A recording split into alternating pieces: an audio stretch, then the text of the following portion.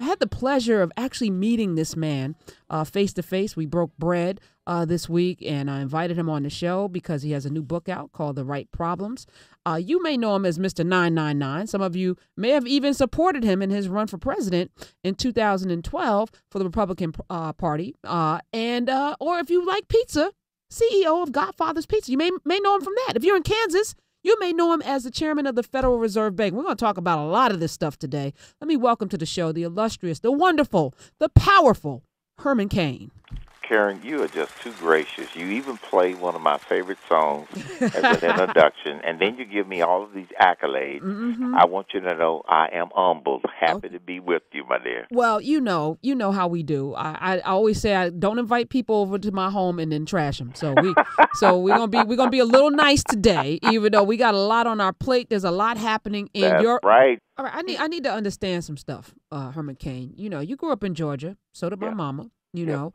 You went to Morehouse College, so did Martin Luther King Jr. and a whole host of other people that I love, admire, and respect.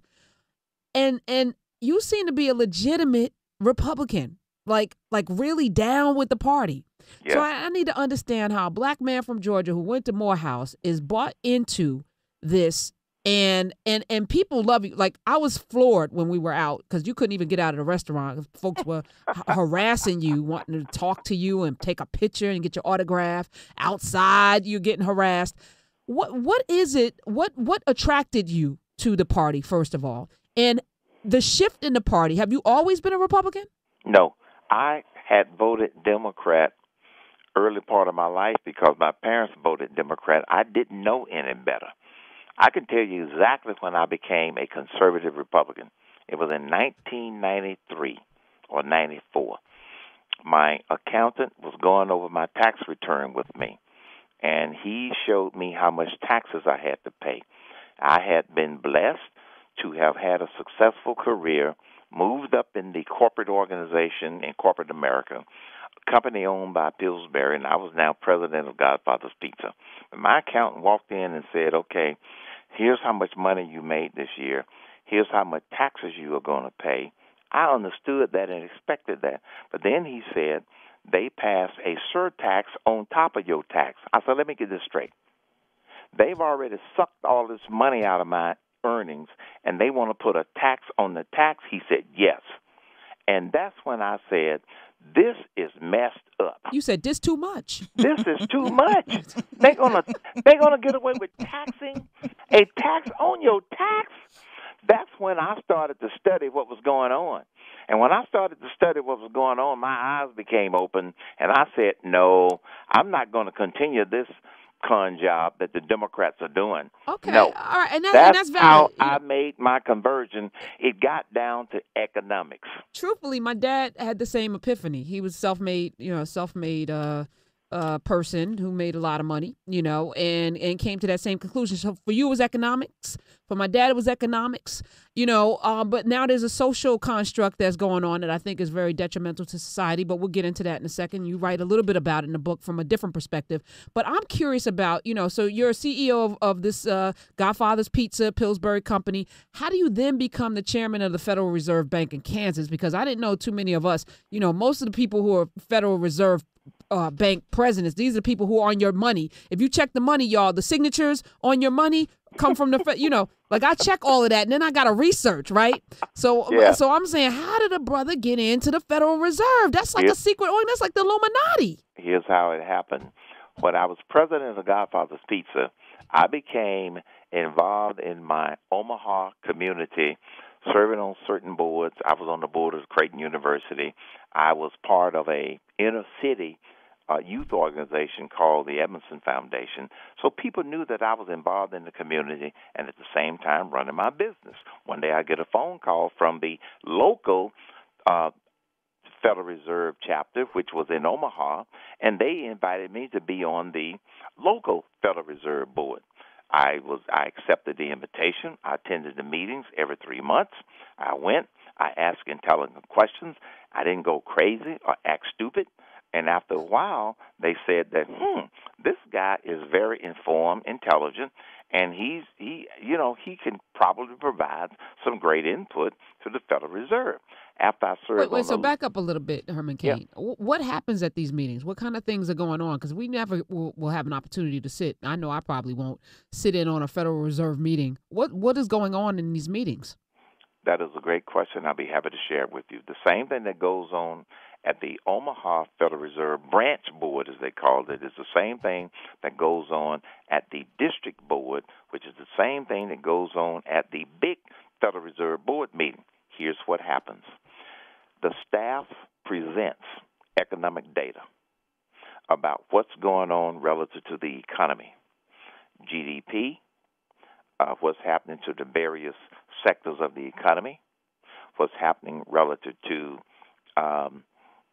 the financial markets, and then the local board or the regional board or the federal board says, based upon this, the interest rate that they charge the banks, who are members of the Federal Reserve, should either stay the same, go up, or go down. Now, only reason that you would raise or lower the Federal Reserve interest rate, which some people have heard about, is you raise it if the economy is overheating. You lower it if the economy is not growing enough. That's why today the Federal Reserve has a rate that is so low that is practically zero. Yeah, but they just raised it, Herman Cain. So let's be honest. They just raised it. They just raised it by a piddling. But there's a schedule to continue to raise it based on the wonderful thing that Barack Obama has done to bring this economy back. Now, you want to know why they raised it? Because this economy is not coming back. They want to create the perception that this economy Come is not on, overheating. Herman Cain, we cannot spin these conspiracy theories. It's not overheating. Let me give you the facts. Okay. The GDP, gross domestic product, has not exceeded 2% in the last 7 years. That is 50% of what this economy is capable of. The rhetoric coming from the Obama administration is this economy is growing. No, it is not. It is stalled. And a lot of people are buying into that rhetoric because they don't understand what I just explained to you. Herman Cain, you were running for president in 2012, but you're talking about this economy as if this president in 2007 wasn't handed the keys to the Titanic, that this economy had been completely decimated when he was handed the keys, and what he was been able to do over the last 7+ years has been anything short of a miracle, some would say. It was not short of a miracle, Karen, and please allow me an opportunity to explain why. Okay. The economy was going down. That is true. When President Obama took over, he injected $890 billion into the economy in what he called the stimulus plan. That helped a little bit, but at the same time that this injection of money into the economy was taking place, which he basically doled out to political friends in cities and states. At the same time, business people and the financial markets were basically readjusting and getting their act together. That's what saved this economy. Obama's policies didn't do anything to save this economy. What saved this economy was the productivity and the ingenuity of business people in this country. Now, in saving it, it stopped the decline. It stopped the decline, and it stopped at 2% gross domestic product growth. And it has stayed there for 7 years. Why? Because this president and his administration did not implement any policies that caused it to grow. And so what he and the administration has been claiming is that they not only stopped it, they didn't stop it by themselves, but they're growing the economy. The economy is not growing. It has the capacity to grow twice as much as it is today, which is stalled. Now, I'm not going to totally disagree with you, but I think it's very difficult for somebody to hear you say that, to know what the previous president did before this one to destroy this country after being handed a several $trillion surplus, to destroy this country with 2 failed wars, one that we should never have been in, and to not have anybody on that side ever talk about that. They only start the story in the middle. But we're going to agree to disagree on that because we could spend a whole hour. We're going to spend an hour talking about that, and I got limited time with you today. Now, you ran for president in 2012, and you were doing really well, Mr. 999. You had 999. It was real easy to remember. It was simple tax plan. Yeah. And then you got derailed, right? Yeah. So what happened exactly? What happened was, because I was doing so well, I was leading in the polls, and I was running as a Republican, trying to get the Republican nomination. I was a threat to the Republican establishment, and the Republican establishment, as well as some of the Democrats, came after me to basically create a negative perception in the court of public opinion. Now, all of the accusations made against me were not true, but when you plant that seed in the court of public opinion, some people, if they raise doubt, they stop giving. So I had to make a decision. Do I launch lawsuits, multiple lawsuits, at the same time that I'm trying to run a presidential campaign?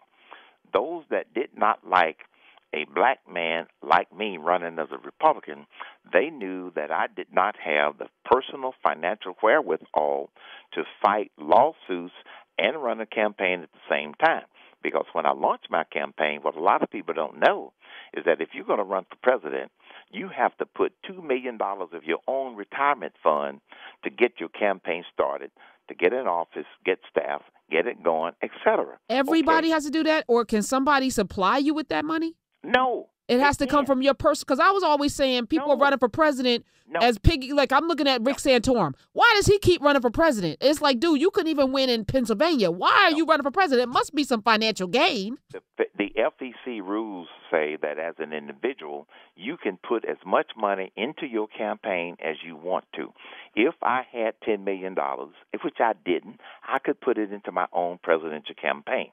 But I had to liquidate some of my personal assets to get my campaign started. When you start raising money, which comes after you declare, that $2 million is gone because the money that you raise after you declare helps to pay for ongoing expenses. Secondly, there are limits as to how much people can contribute to you. You can't raise money fast enough to fund everything. Now, here's the other aspect of this catch-22. Yes, you can put as much money into it as you want to, and you can raise money, but you have these super fund PACs out there. If they get behind you, they can raise a lot of money, but they can't talk to you. It's called the McCain-Feingold legislation. Right. Mm-hmm. So they might have $100 million sitting out here, but you have no control, no influence over that money. So when people see these negative ads against various candidates, they're not coming from the candidate that they are basically representing. It's coming from these super PACs who are like independent gunslingers trying to bring down somebody else. That's what people don't understand. And so, yeah. So there's a lot of shenanigans that go on behind the scenes. A lot of shenanigans. So as we look at today, I mean, today's landscape is ridiculous. Like, I've never seen a political landscape like this in my entire life. And I haven't lived that long. But I'm saying to myself, these are some strange waters that we're in. And I don't know how they're going to turn out. If you are a betting man, which you do occasionally, who do you think is going to come out of your party? I don't know. I can tell you my favorites. And that's all I can do. And the reason who are you going to throw your support behind? No, I can't tell you that. Come on, Herman Cain. Listen to me. Okay. There are too many unpredictables. I can tell you my 6 favorites 4 months ago. 4 months ago, my 6 favorites were and still are Donald Trump, Ted Cruz, Marco Rubio, Ben Carson, Carla Fiorina, and Mike Huckabee. Now, 3 of my favorites are at the top of the polls. They may be different by a certain amount of points, but they're still at the top of the polls. 3 of my favorites, Fiorina, Huckabee, and Carson, are in single digits. Now, allow me to explain the trend that's going on here. I picked those 6 because I saw in those 6 the 3 qualities that are emerging today: leadership, fighting spirit, and winning, wanting the United States of America to win. The reason that I don't pick one person is for 2 reasons. Number one, too many things are unpredictable, like the accusations against me, like they tried to do to Ben Carson. His campaign didn't go down because of the accusations against him. His campaign went down because he kept talking. People didn't see that fighting spirit in him. Right. And with all of the threats with respect to radical Islamic terrorism and all this other stuff, they wanted somebody that came across as a fighter.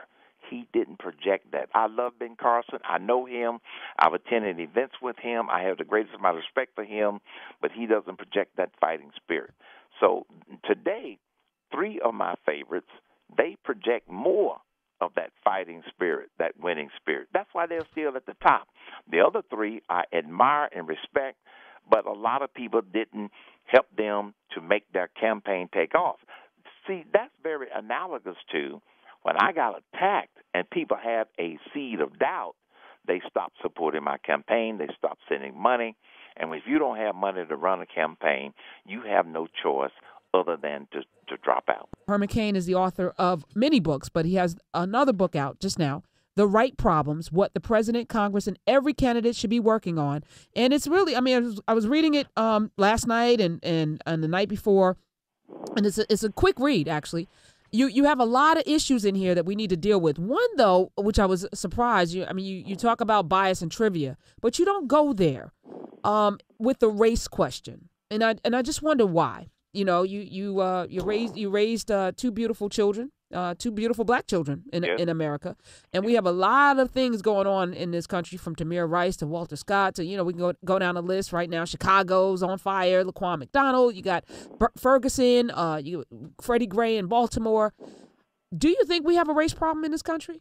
We do have a race problem in this country through the lens of the media, and the race problem through the lens of the media in this country is a subset of the divisiveness in this country. I believe in what my former, he was my friend, former, department head Jack Kemp, when he said, a rising tide lifts all boats. It's not about color. It's not about racism.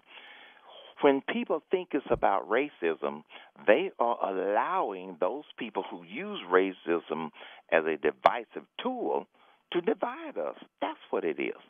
Do we have racism in some institutions in this country in an isolated situation? The answer is yes. But do we have rampant racism in America? My opinion is the answer is no. Here's how I tell people to look at it. Look at the people around you. Look at the people in your community. Look at the people that you communicate with on a daily basis at the grocery store, the bank, the gasoline station, or the restaurant. Do you feel like you have a racial problem with them? Most of the time they will say no. That's not what the media is presenting. So I don't believe we have a massive systemic racism problem in this country. No. It is an issue in the lens of the media. So you think Charleston, what that kid did when he went to church with those 9 beautiful people and killed them, that was an isolated incident? And yes. And as we look at Walter Scott getting shot in the back, and so with the police officers, those are all isolated incidences. They're not systemic, and they're not part of a larger problem. Okay, so 2% representation in technology with minorities. That's isolated too. Wait, you shift subjects. Okay, no, it's the same subject. That there's only 2% of black folks are represented in technology, where most of the wealth is being built in society today, which further increases this wealth gap, right? That's isolated. That's not systemic racism. That's a measure of if more black people aren't in the technology sector, it is because that maybe they didn't bring the tools and the skills there in order to be able to succeed in that sector. I don't know. But what I'm saying is I don't think it's racism. Let me tell you what I know about technology people. They don't look at color. They look at results. They look at performance. They are trying to establish and capture the next plateau. They don't really care what color you are. That's why in technology, if your number of 2% is an accurate number, I'm not challenging it. I just don't know. And then they will come back and say, well, you see a lot of Asian people in technology. Maybe there's a reason for that. Maybe the reason is that the Asian people who have sacrificed their educational training to the point that they might be able to bring more to the party, maybe that's why they are there. I can tell you successful technology people don't look at color. They don't look at race. They look at results.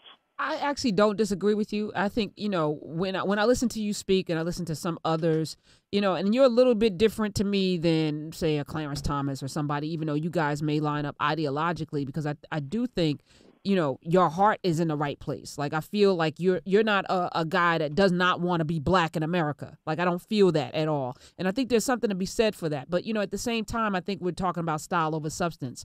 And a lot of people who are outraged, and you look at Black Lives Matter and the legitimacy of having a discussion around this issue of race needs to be had in this country, like a real conversation, that you were able to succeed. Probably you may say, not in spite of racism, but because you didn't focus on it. That's the same narrative that Ben Carson will say, who I also think sees himself as a black man in America, and he's done a lot of work in our community, building libraries and bringing books into the community for kids, and he's put a lot of energy, he and his wife, into serving underserved communities. So I can't challenge you there, but I just think there's a larger conversation to be had that you guys could spearhead and actually bring more help to the environment, instead of always dispelling that there is not a race problem when clearly there's something going on. Here's how I would shape the debate and the discussion.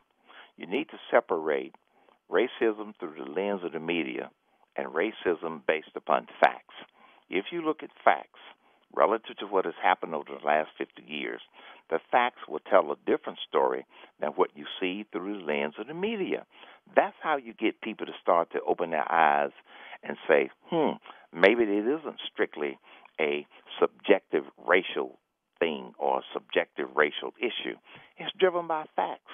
I could go through a litany of facts with you that would say that over the last 50 years, that a lot of the things and a lot of the results that we have achieved in the black community don't have anything to do with color outside the community. They have more to do with things inside the community. So if you separate facts versus the lens of the media, I think we could have a very productive dialogue. That's Herman Cain. The book is called The Right Problems, what the president, Congress, and every candidate should be working on. We're going to continue our dialogue, you and I, behind the scenes, because I think it's important. We got to keep talking.